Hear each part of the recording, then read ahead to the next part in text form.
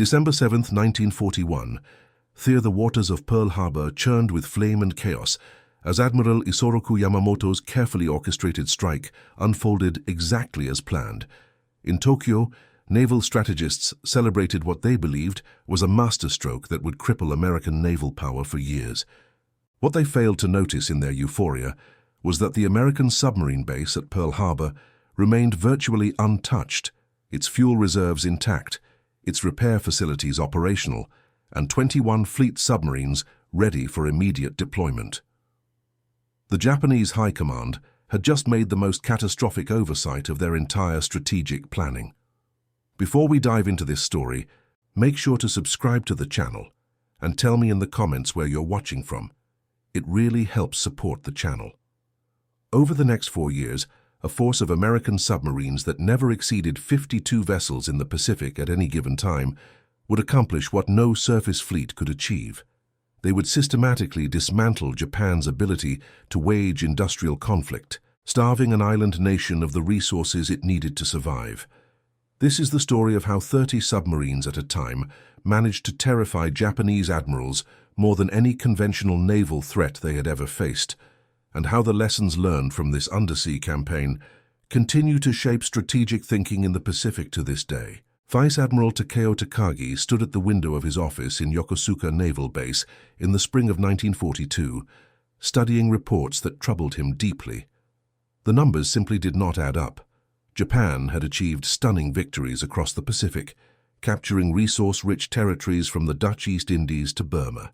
Oil fields in Borneo and Sumatra were now producing millions of barrels. Rubber plantations in Malaya were harvesting thousands of tons. Bauxite mines in the Philippines were operating at full capacity. Yet somehow, the resources arriving at Japanese home island ports were falling short of projections by nearly 15%. Takagi summoned his logistics officer, Commander Hiroshi Tanaka, a meticulous man who had spent 20 years studying supply chain operations. Tanaka arrived with folders stuffed with shipping manifests and cargo reports, his face drawn with concern. "Admiral," he began, spreading papers across Takagi's desk, "we are losing ships faster than our intelligence reports suggest we should be. In March alone, 14 merchant vessels failed to reach their destinations. The official explanation attributes most losses to navigational errors or mechanical failures, but I have reviewed the survivor testimonies. At least 9 of these ships were struck by torpedoes." Takagi leaned forward, his interest sharpened. "American submarines?" "It appears so, Admiral. But what concerns me more is the pattern. These are not random attacks. Someone is studying our shipping routes, identifying choke points, and positioning submarines with remarkable precision. Our convoy escorts are following standard protocols, but the enemy seems to know exactly where we will be and when." This conversation marked the beginning of a growing awareness within the Japanese naval establishment that would eventually become an existential fear. The American submarine force, dismissed in pre-war planning as a minor nuisance to be handled by escort vessels and patrol aircraft, was transforming into something far more dangerous than anyone had anticipated. In Pearl Harbor, Captain Charles Lockwood had just assumed command of Pacific submarine operations and was determined to transform the service from a cautious, defensive force into an aggressive hunter-killer organization. Lockwood was a submariner's submariner, a man who had commanded boats himself and understood both the capabilities and limitations of undersea warfare. His first act was to address a problem that had plagued American submarine operations since the beginning of hostilities: the Mark 14 torpedo. Lieutenant Commander Dudley Morton, captain of the submarine Wahoo, had become one of Lockwood's most vocal critics of the torpedo's reliability. Morton was a Kentuckian with a reputation for aggressive tactics and plain speaking, and he had no patience for weapons that failed to perform. In a meeting at Pearl Harbor that would become legendary in submarine circles, Morton slammed his fist on Lockwood's desk and declared, "Admiral, I have fired 17 torpedoes at confirmed targets in the last 3 patrols. 11 of them either failed to detonate or ran deeper than set. My crew risks their lives to get into firing position, and the Bureau of Ordnance sends us weapons that don't work." Lockwood listened carefully, then did something that would define his leadership. Instead of defending the official position that the torpedoes were functioning properly, he authorized Morton and other experienced captains to conduct independent testing. What they discovered was shocking. The magnetic exploders were detonating prematurely or not at all. The contact exploders were crushing before they could trigger the detonation charge, and the depth settings were consistently running 11 feet deeper than indicated. The Mark 14 torpedo, the primary weapon of the American submarine force, was fundamentally flawed. The process of identifying and correcting these problems took nearly 2 years, a period during which countless opportunities were lost and many submarines were placed in unnecessary danger. But by late 1943, the American submarine force was finally equipped with reliable weapons, and the results were immediate and devastating. Commander Slade Cutter took his submarine Seahorse out on patrol in November of that year, with a full load of corrected torpedoes and orders to operate in the waters between Formosa and the Philippines. Cutter was a former Naval Academy football star, a man of considerable physical courage and tactical cunning. His patrol report from that period reads like a methodical accounting of destruction. November 14th, the report begins. 03:45 hours. Radar contact bearing 270, range 16,000 yards. Closed to 4,000 yards and identified target as large tanker, estimated 10,000 tons. Fired 4 torpedoes, observed 3 hits. Target broke in half and sank in 7 minutes. Crew observed many survivors in water, but could not assist due to presence of escort vessels. The report continues day after day, each entry documenting another merchant vessel sent to the bottom. By the time Seahorse returned to port, Cutter had confirmed the destruction of 4 tankers and 2 cargo ships, representing over 40,000 tons of shipping capacity. More importantly, those ships had been carrying oil, rubber, and iron ore that would never reach Japanese factories. In Tokyo, the reports of shipping losses were beginning to cause genuine alarm at the highest levels of the Naval Command.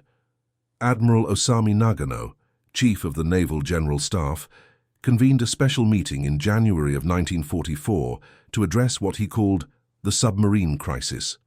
The meeting was attended by representatives from the Shipping Ministry, the Army Logistics Command, and senior naval officers responsible for convoy protection. The statistics presented at that meeting were sobering. In 1942, Japan had lost 675,000 tons of merchant shipping. In 1943, that number had nearly tripled to 1.8 million tons. Current projections for 1944 suggested losses could exceed 3 million tons if trends continued.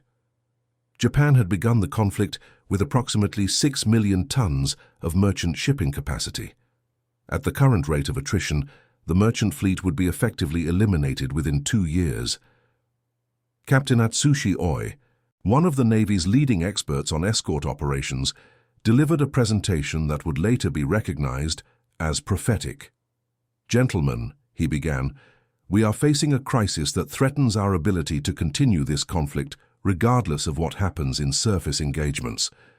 The American submarine force currently numbers approximately 100 vessels, of which perhaps 30 to 40 are on patrol at any given time. This is a remarkably small force compared to our surface fleet, yet these few submarines are accomplishing what the entire American surface navy has not been able to achieve.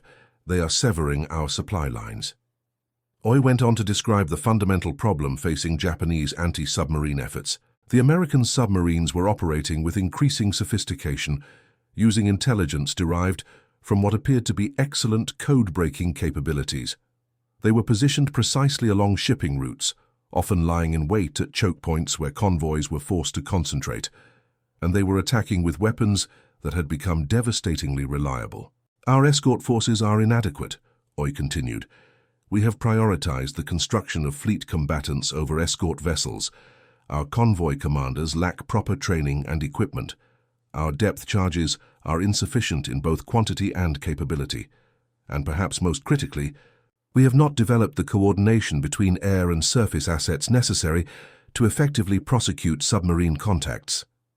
The response to Oi's presentation revealed the deep strategic miscalculations that would ultimately doom Japanese shipping. Several senior officers argued that resources should not be diverted from offensive operations to defensive convoy protection.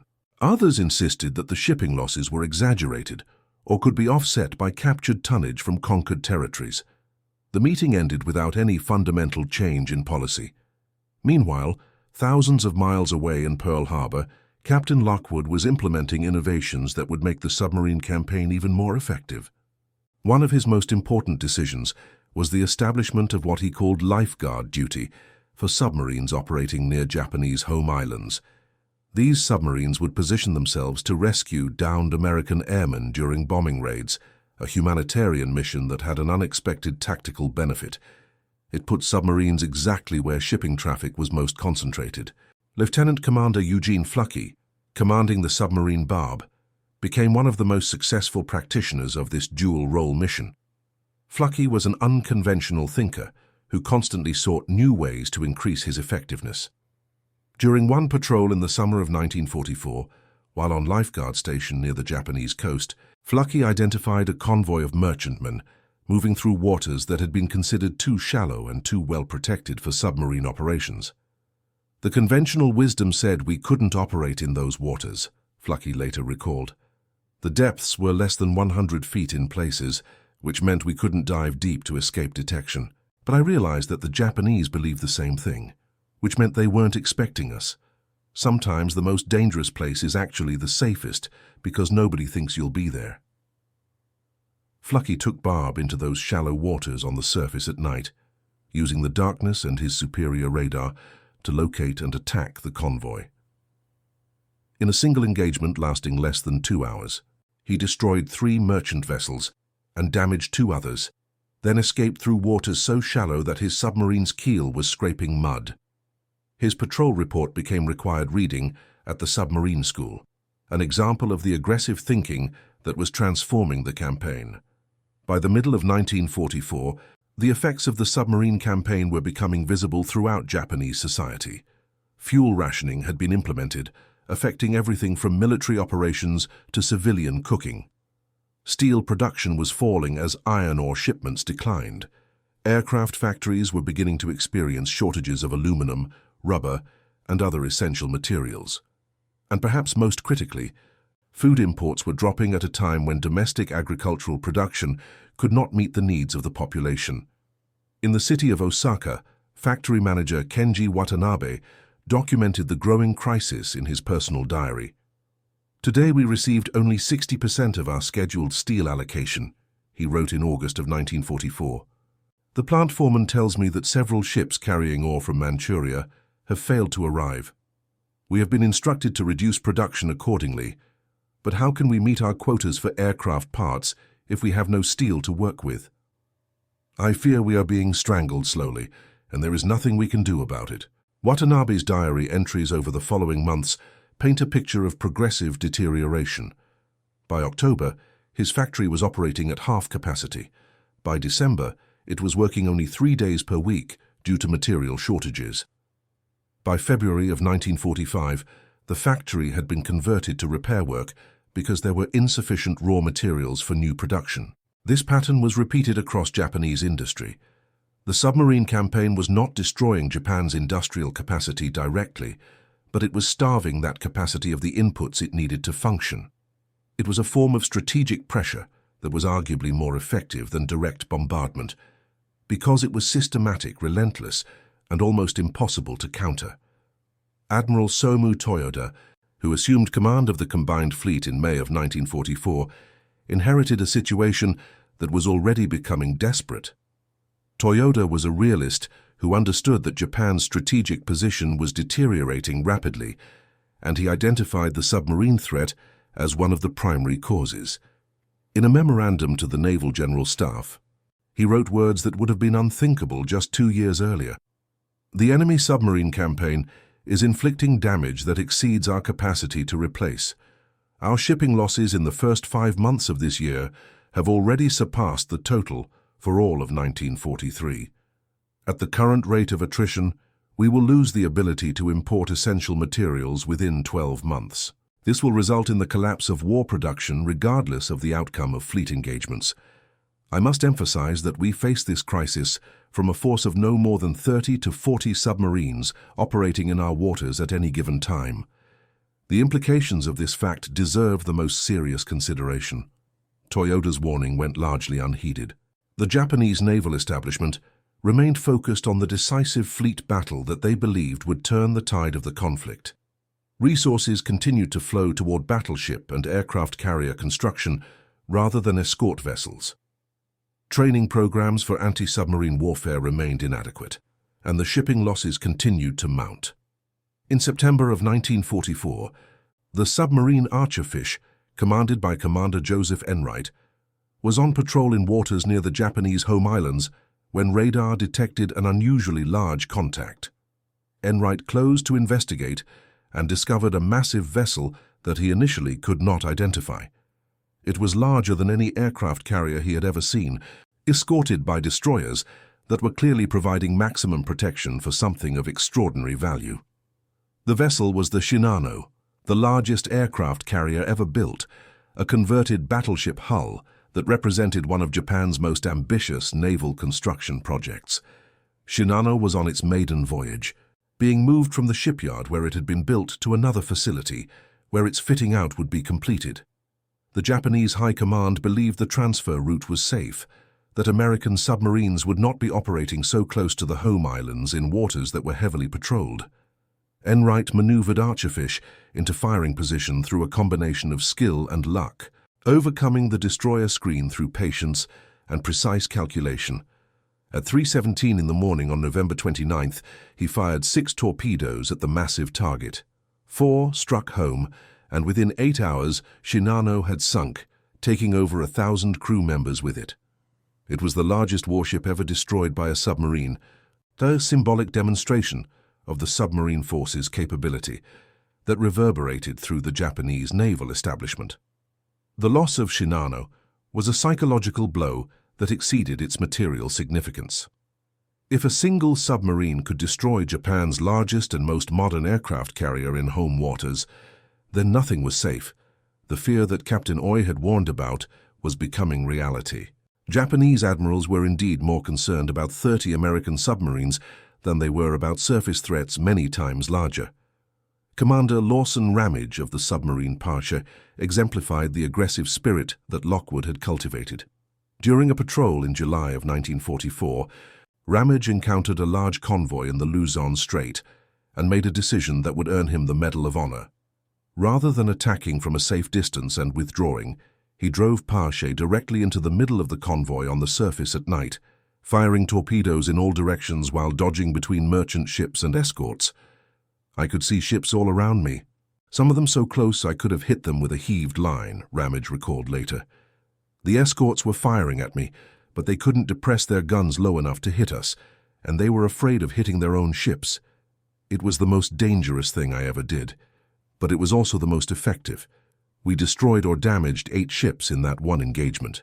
Ramage's tactics were extreme, but they illustrated the confidence that American submarine commanders had developed in their vessels, their weapons, and their crews. The early caution of 1942 had been replaced by an aggressiveness that kept the Japanese escort forces constantly off balance. By the beginning of 1945, Japan's merchant fleet had been reduced to less than 2 million tons of operational capacity, barely a third of what it had possessed at the start of the conflict. Imports of essential materials had fallen to a fraction of requirements. Oil imports had virtually ceased, forcing the Navy to disperse its fleet to areas where fuel was locally available rather than concentrating for operations. Steel production had fallen by more than 60%.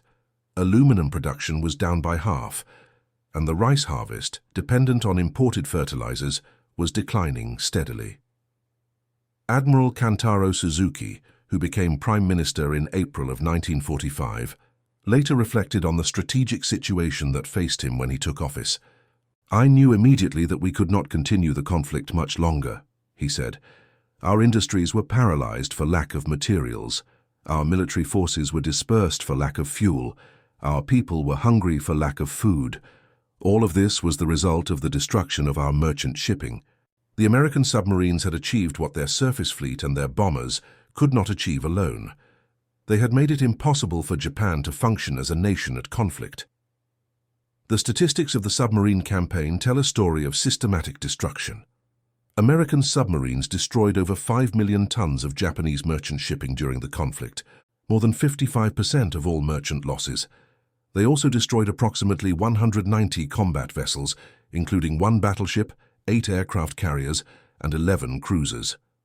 They accomplished this with a force that never exceeded 52 submarines in the Pacific at any given time, with typically 30 to 40 on patrol. The cost was significant. 52 American submarines were lost during the conflict, with a total of over 3,500 officers and men. The submarine service had the highest casualty rate of any branch of the American military. But the strategic impact was extraordinary, and it established principles of undersea warfare that continue to influence naval thinking to this day.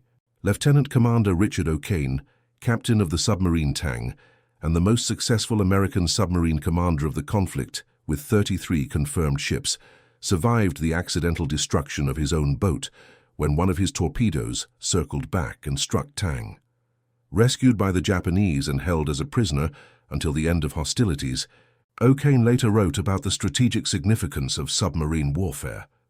"We demonstrated that a small force of submarines could exercise strategic influence far out of proportion to its numbers," he observed. "We could not win the conflict by ourselves, but we could make it impossible for the enemy to win. We could strangle their economy, disperse their forces, and destroy their ability to project power. This is what modern navies understand about submarine warfare, and this is why submarines remain the most feared weapons in any naval arsenal." The lessons learned from the American submarine campaign against Japan have been studied intensively by naval strategists around the world. The campaign demonstrated that undersea forces could achieve strategic effects that were previously thought to require massive surface fleets. It showed that attacking enemy logistics could be more effective than attacking enemy combat forces directly, and it proved that a relatively small number of highly capable submarines, operating with good intelligence and reliable weapons, could threaten the survival of an entire nation. Contemporary naval planners in the Pacific region study this history carefully. The geography of the Western Pacific, with its island chains and maritime choke points, creates conditions similar to those that made the American submarine campaign so effective against Japan. Any nation dependent on seaborne imports for its economic survival must consider the vulnerability that Japan experienced. And any nation with a capable submarine force must consider the potential to replicate what the American submarines accomplished. Admiral James Stavridis, former commander of United States Southern Command and later Supreme Allied Commander Europe, has written extensively about the continuing relevance of the Pacific submarine campaign. "The fundamental principles have not changed," he observed. "Maritime nations remain dependent on sea lines of communication. Submarines remain the most effective means of threatening those lines. And the psychological impact of submarine warfare, the fear of an unseen enemy that can strike anywhere, remains as powerful today as it was in 1944. The story of how 30 American submarines came to terrify Japanese admirals more than any surface fleet is ultimately a story about the power of strategic thinking. The Japanese naval establishment, focused on decisive fleet battles and the glamour of surface combat, failed to recognize the existential threat posed by undersea warfare until it was too late. The American submarine force, initially dismissed and poorly equipped, transformed itself through aggressive leadership, technical innovation, and relentless determination into one of the most effective military forces in history. In the quiet waters of Pearl Harbor today, the submarine memorial stands as a tribute to the men who served in the silent service during the Second World Conflict. Visitors who stand before the plaques bearing the names of the 52 boats and over 3,000 men lost can reflect on what these submariners accomplished. They did not seek glory or recognition. They operated in isolation, often for weeks at a time, far from support and under constant threat. Yet their contribution to victory was as significant as any fleet action or land campaign. Captain Edward Beach, who commanded submarines during and after the conflict and later became one of the Navy's most respected writers on naval affairs, perhaps said it best. The submarine campaign against Japan was the single most decisive military campaign in the Pacific. It destroyed Japan's ability to wage industrial conflict. It dispersed their fleet and limited their operations. It brought the civilian population to the edge of starvation. And it did all of this with a force that never exceeded a few dozen boats. This is the true measure of submarine warfare, and this is why it remains the most feared capability in any modern navy.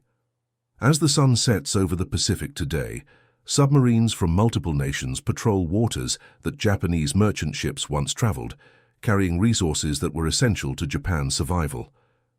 The descendants of those Japanese admirals, who feared 30 American submarines more than any surface threat, now work alongside American naval officers as allies, united by common interests and mutual respect. But the lessons of that earlier era have not been forgotten. The power of undersea warfare to shape strategic outcomes remains as relevant today as it was 8 decades ago, and the story of the American submarine campaign against Japan continues to inform how naval planners think about conflict in the Pacific. The merchant mariners who sailed Japanese ships during those years, the men who faced the constant threat of torpedo attack with courage and determination, deserve recognition as well. They were not combatants, yet they died in enormous numbers, often without warning and without any chance of defense. Their sacrifice was essential to Japan's effort, and their losses were a measure of the submarine campaign's effectiveness. In the calculus of conflict, their lives were the price paid for strategic decisions made far from the sea lanes where they served. History remembers victories in battle and celebrates commanders who win engagements. But sometimes the most significant military achievements are not the ones that make headlines. The American submarine campaign against Japan was never the focus of public attention during the conflict. It operated in secrecy, its successes classified, and its losses mourned quietly. Yet its strategic impact exceeded that of many more famous campaigns, and its lessons continue to shape how nations think about maritime power and national survival. In the end, the story of why Japanese admirals feared 30 submarines more than any conventional naval threat comes down to a simple truth. Those submarines threatened something more fundamental than military defeat. They threatened the ability of an island nation to feed its people, fuel its industries, and sustain its existence. This was a form of strategic leverage that no surface fleet could match, and it demonstrated capabilities that continue to make submarines the most significant weapons in maritime competition. The men who served in those boats, who endured the danger and isolation of undersea warfare, achieved something remarkable. They changed the course of history with a force that most people never knew existed, and that concludes our story. If you made it this far, please share your thoughts in the comments. What part of this historical account surprised you most? Don't forget to subscribe for more untold stories from World War II, and check out the video on screen for another incredible tale from history. Until next time.